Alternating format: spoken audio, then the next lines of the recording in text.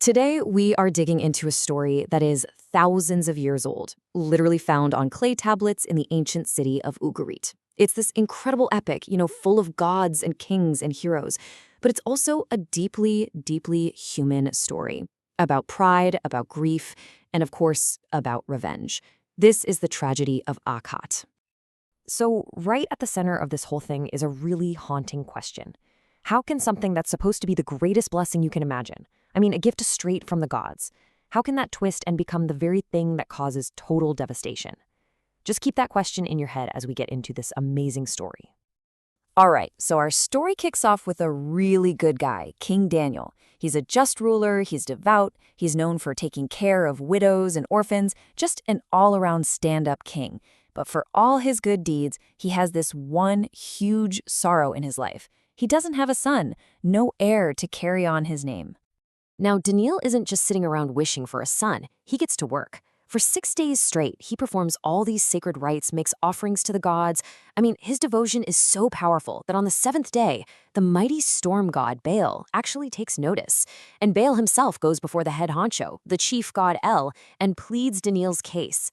Well, El is moved and he grants the blessing. And pretty soon, a son is born to the overjoyed king. They name him Aqhat. So while the king is celebrating, he gets a visitor. And this is a big deal. The guest is Kothar wa Hasis. You can think of this guy as the master engineer for the gods, right? He's the one who forges lightning bolts for Baal. He builds their palaces. When this guy shows up, you know something huge is about to go down. And Kothar wa Hasis doesn't come empty-handed. He brings a gift, this absolutely magnificent bow, a weapon of divine quality, perfectly crafted. And in this moment of pure hope and fatherly pride, King Daniel gives this incredible bow to his young son, Aqhat. It's a symbol of his whole future, his strength, his destiny. But here's the thing about a gift that's special. It doesn't go unnoticed.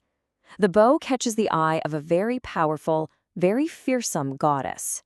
Aqhat, the goddess of the hunt and of war. Now, Aqhat is fierce. She's passionate, and she is used to getting absolutely whatever she wants. And right now, what she wants more than anything is that bow. So Aqhat goes to Aqhat, and the offer she puts on the table is just staggering. She doesn't mess around. First, she offers him mountains of silver and gold. When he says no, she raises the stakes to the ultimate prize, immortality. She offers to make him a god, to let him live forever with them in their halls. All he has to do is give her the bow. Okay, this moment right here, this is the pivot point for the entire story. Aqhat, a mortal kid holding a divine weapon with an offer of eternal life on the table, makes a choice.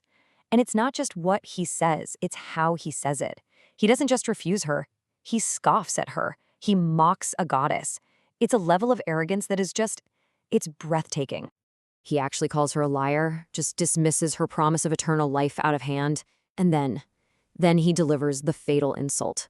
He asks what she, a woman, the goddess of the hunt no less, would even do with a bow. To say this to any god is a bad idea. To say it to the proud, violent goddess Aqhat, well, that's a death sentence. Annis is, as you can imagine, absolutely furious. The text says she laughs, but you can just feel it's this cold, terrifying laugh, full of menace. She leaves Aqhat, but not before giving him this dark warning that she will find him and she will get her revenge. The price for Aqhat's pride is going to be paid in blood. And Aqhat's plan is just ruthless. First, she goes straight to the top, to the high god El, and she threatens him so badly that he basically gives her permission to do whatever she wants. Next, she recruits a henchman, a warrior named Yatpan. And then she comes up with this plan of pure treachery. She's going to hide Yatpan with her and transform into a bird of prey to strike when Aqhat least expects it. So the scene is set. Aqhat is sitting, having a meal, feasting, and a flock of eagles starts circling overhead. But one of them isn't what it seems. It's a gnat. At the perfect moment, she swoops down and releases Yatpan, who strikes Aqhat twice on the head, 3 times over the ear. And just like that, the young hero, the king's blessed son, falls dead. The murder of the king's son sends a shockwave through the entire cosmos. The land itself physically reacts to this crime. The rains just stop, the dew vanishes, a terrible drought and famine take hold of the kingdom, And it lasts for 7, maybe even 8 long years. A personal tragedy has just become a national catastrophe.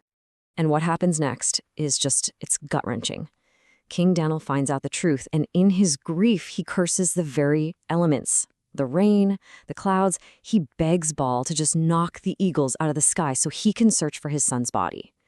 In this incredibly grim scene, he literally finds parts of his son inside the mother of eagles and is finally able to perform a burial. His grief is so huge, he lays a curse on all the towns near where his son was killed. But this story's not over. After 7 years of mourning, the focus shifts. As the father's grief finally settles, a sister's determination takes its place.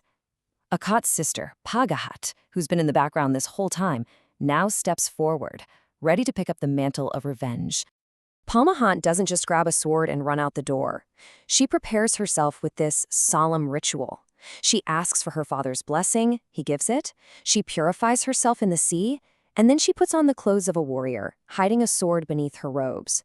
In this moment, she transforms from a grieving princess into an agent of vengeance.